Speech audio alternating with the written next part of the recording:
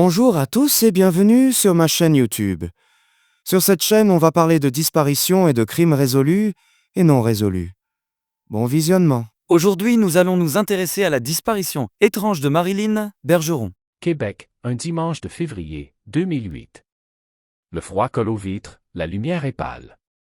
Marilyn Bergeron, 24 ans, dit à ses parents qu'elle sort, juste pour marcher un peu. Elle prend un sac à dos noir.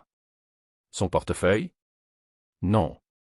Seule, sa carte de crédit. Elle referme la porte. Et le temps, après elle, se referme aussi. 11h09. Loretteville.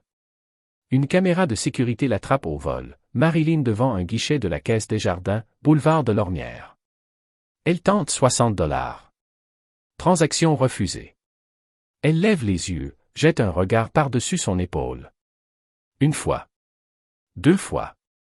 Comme si quelqu'un ou quelque chose existait juste hors cadre. Puis elle s'éloigne. 16h03. Rive-Sud, Saint-Romuald. Le fleuve coupe la ville en deux et, quelque part, coupe son histoire aussi. Dans un café dépôt, Marilyn paie son café.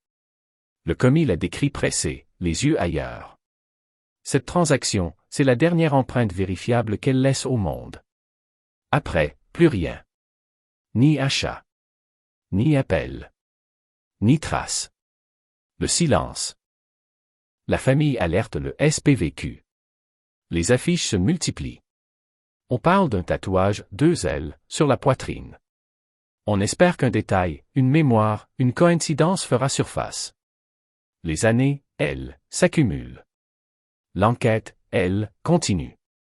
Parfois, la police remonte une piste, déploie un poste de commandement, appelle les témoins. Mais les réponses, elles, n'arrivent pas. Les images de la caméra hantent. Ce coup d'œil en arrière. Cette transaction refusée.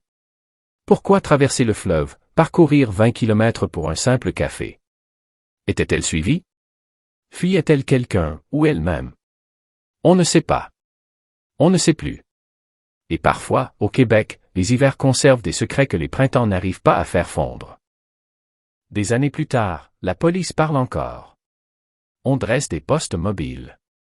On revient sur les lieux. On répète l'heure, l'adresse, les gestes comme un rituel pour conjurer l'oubli. La famille, elle, continue d'attendre. D'espérer. Dites son nom, Marilyn Bergeron.